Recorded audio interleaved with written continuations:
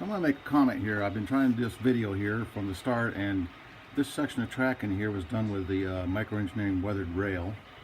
And I have found that the joints that I've soldered together, I guess I didn't clean them right or whatever, it has a lot of issues with electrical pickup in this area.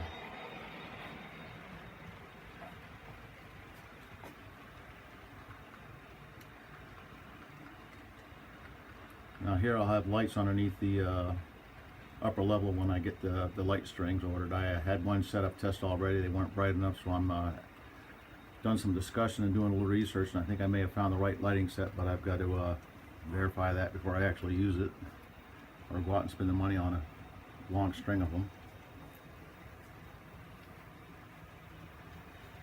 This is hillside siding we're coming up through.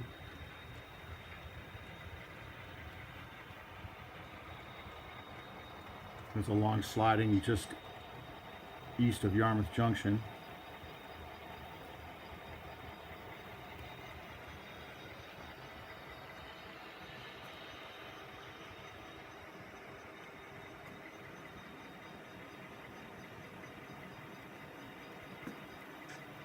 And what I've done with this layout, I've tried to get most of the unique features of the lower road in here. So Yarmouth Junction I thought was a good feature, where there was an interchange with the Grand Trunk. Hillside siding is a long siding where mainline freights would pass the locals, and also where they would store their trains while they did their run down to Yarmouth Junction to do interchange traffic, because they couldn't keep the whole train on the track in Yarmouth Junction because it would block main throughfares.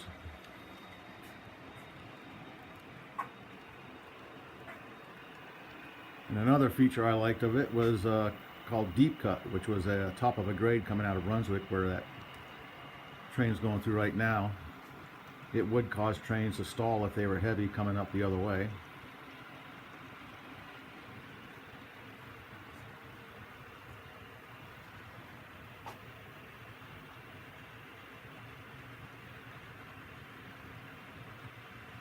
So there'll be a rock outcroppings and stuff here, and a nice bridge going across here over the tracks.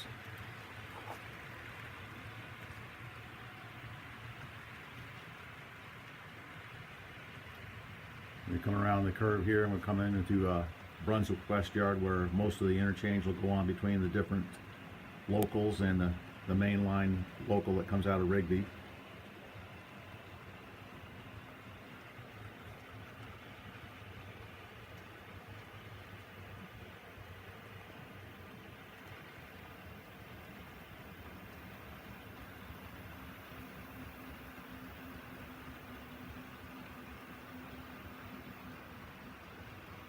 You do hear sound-powered engines in the background. I do have various sound-powered locomotives, but not the ones I really enjoy running. These GP38s in this train are good hauling engines and run very well.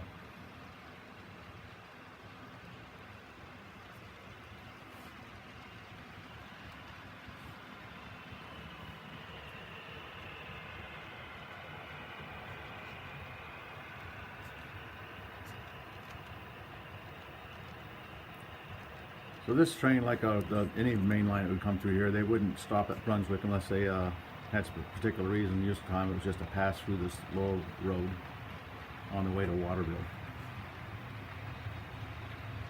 This is Augusta East Yard. There'll be a freight house and basically team tracks in this area. The track in the back there goes up to Lewiston Lower. It's a Y. That's also where you turn locomotives that come off the branches as you go back up the branches.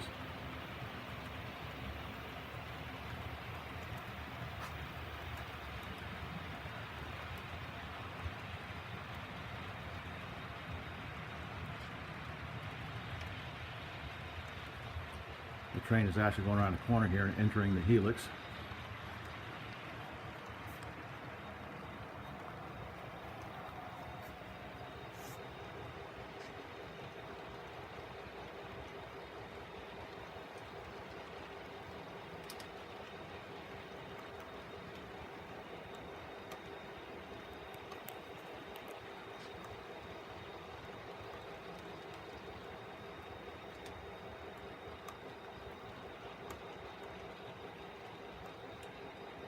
I will end up trimming out the time that it takes to go up the helix because that's not too exciting.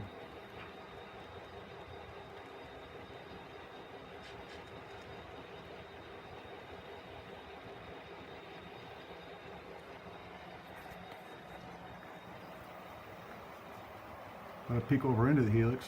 I've got cameras in there. They aren't hooked up yet, but eventually I'll have cameras in all the hidden stage, and you'll be able to watch the trains in the helix and when they are in hidden staging.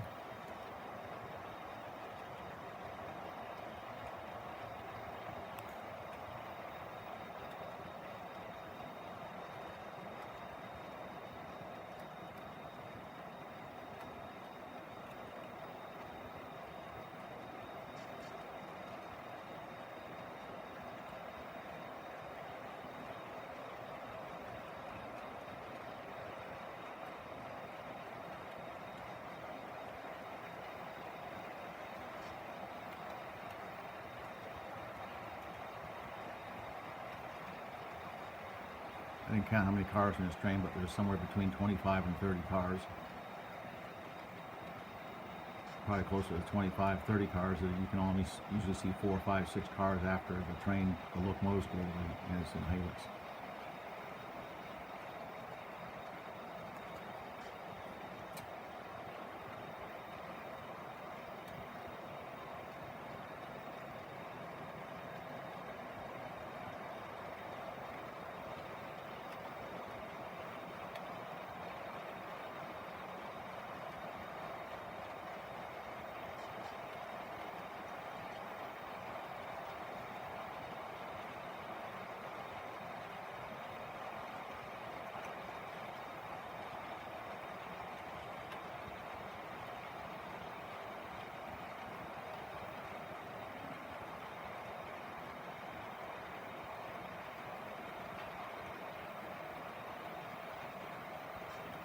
If you look up here, you'll see in the helix, the track diversion off to the right goes to Richmond, and that's where our train's going right now. The track off the left is coming out of East Augusta, which goes down into the staging, Waterville staging.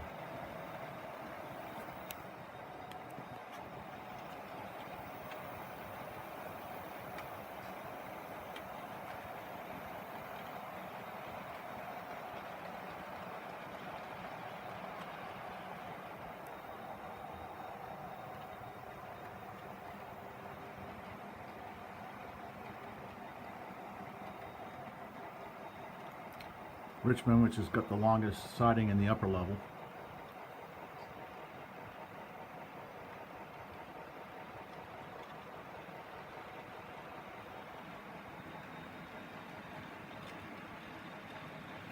Richmond has a couple of things. It has a feed dealer, a co-dealer, which is interesting, and it has a team track and a house track. The house track would take a lot of cars and do loading from small shoe factories, LCL, and boxcars.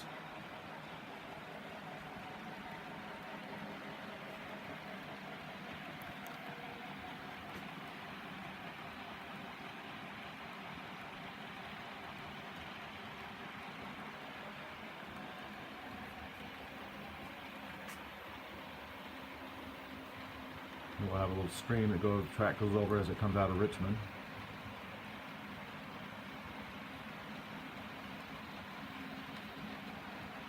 The tracks below me are the Lewiston lower branch. You won't see the train run on those tracks, and I haven't put the drop in down there.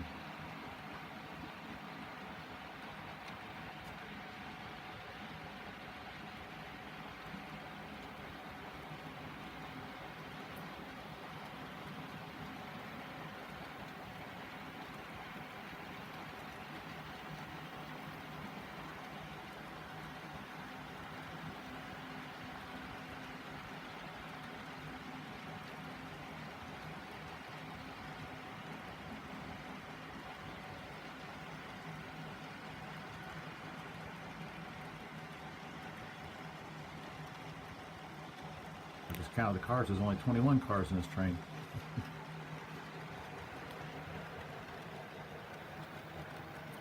So in Gardner, there's good small little siding tracks and a fuel dealer. Again, a team track, a produce dealer, a feed mill, a meat distributor, Armour. So then that'll be another busy little town.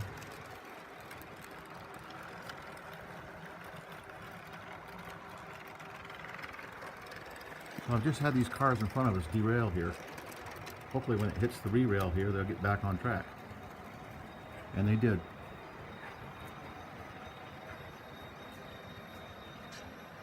What I've done in here is wherever there's hidden staging and wherever it goes in and out of a place where there's limited access, I've put re-railers into the track so that hopefully it keeps derailments from happening in the places you can't reach.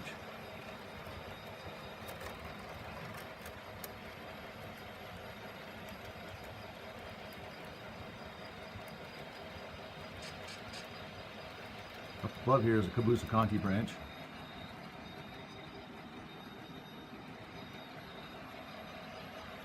With its 4% grade going up to it, which is what it was in real life.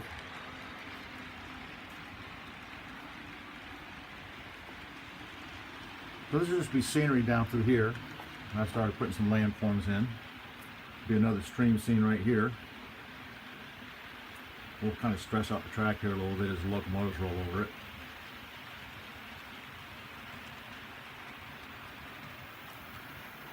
And we start coming into Hollowell. Hollowell is a small town again with here there'll be a Blue Seal feed dealer, the armory, another meat distributor, and a fuel distributor.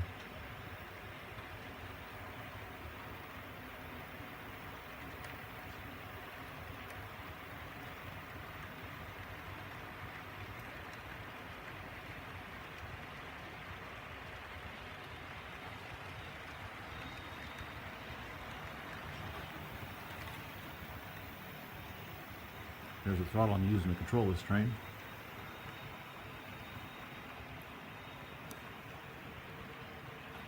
We get out of Hollowell and we're shortly into Augusta.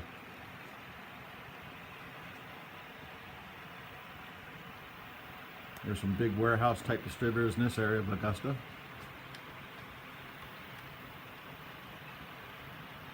And a small yard.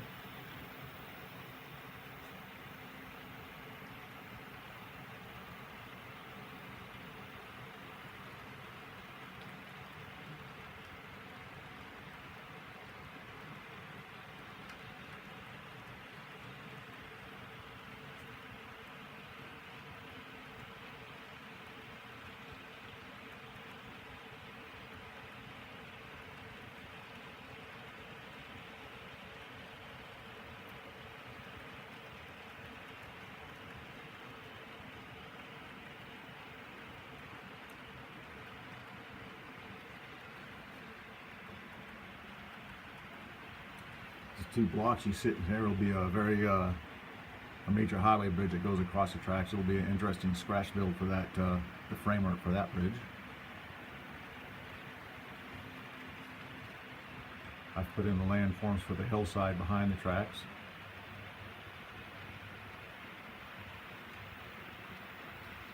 Also a big concrete retaining wall all along this section of the tracks. These tracks off to the right here are the freight house tracks.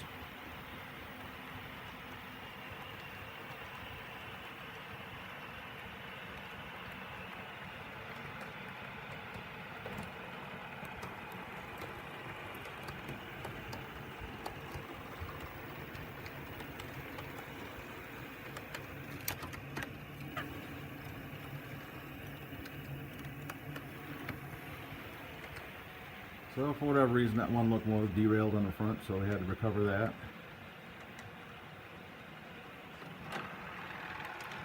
And we have a second derailment here. Interesting to run trains, so now you realize that you have track work problems. So there's a switch right there, so either one, the switch isn't thrown right, which I don't think the problem is. Well, apparently it isn't thrown correctly. Or it has popped out. These micro-engineering switches, I've noticed that sometimes they have a tendency to jump and do what they want to do on their own.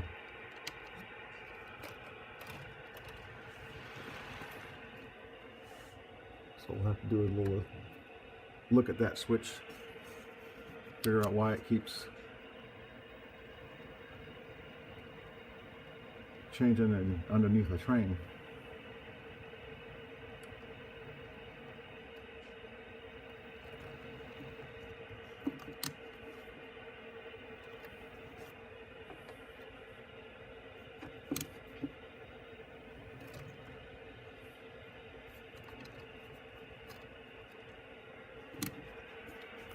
A bit of coupler issue with that train, or that car.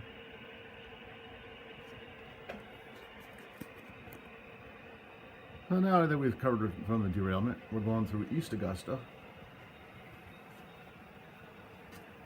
You see the board I went across. This is the Kennebec River Bridge. Unfortunately, I can't, the way I've designed the railroad, I can't get the full dimensions of the real bridge. It's a pretty impressive bridge, but I'll have something good enough.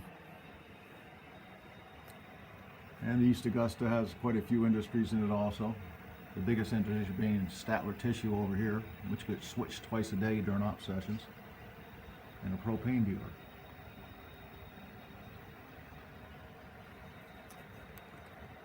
So that really covers the whole tour.